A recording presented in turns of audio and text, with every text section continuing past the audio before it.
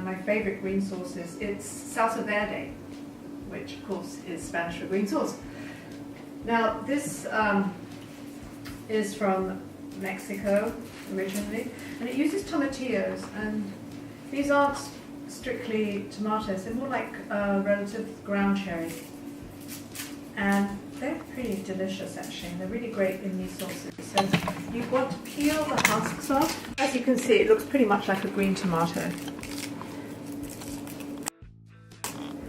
Now we're going to just make a half a recipe compared with the one that's on the site. Oh, this one has, no, there we go, it's got, that's fine.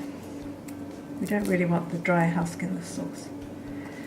Right, now I just want to have a quick word about the peppers. These beautiful dark green peppers, these are poblano peppers, and they're very slightly spicy. They've got a really fabulous flavor. Now if you can't find them near you, a really good substitute are, these are Italian frying peppers, are often known as cubanelli, and you can pair those with some jalapeno, and that will give you a very similar taste profile to jalapeno, okay? But if you can find jalapeno, it's always better. Now, we're going to be using this in here anyway, so let me just cut these girls up.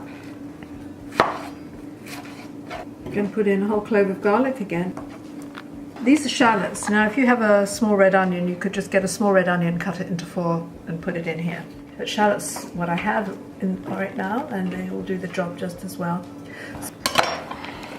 It's a great way to move that and get the seeds out.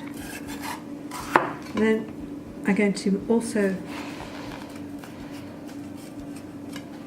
take the pith out. This white vein here is what the seeds cling to. I'm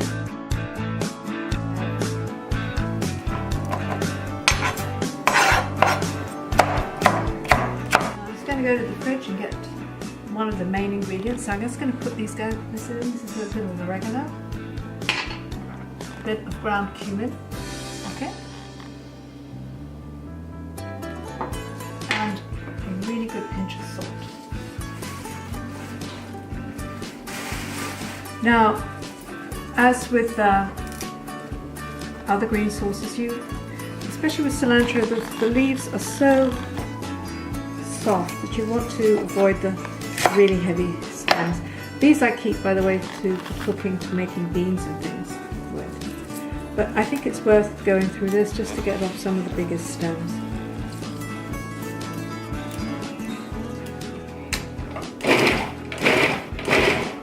I'm going to pulse it. There's a loose bit of onion there.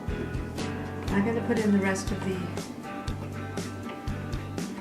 push it down from the side so everything gets back into the blades again. Oh, I can't tell you how good that smells. Always wash your cilantro because it can hold a lot of grit.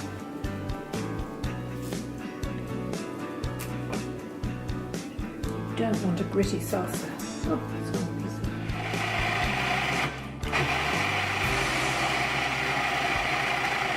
As it sits, it doesn't look very wet right now, but as it sits, all the juices will come out. The salt is going to help pull those out. Right, now if you want to make it really spicy, you can put in jalapeno.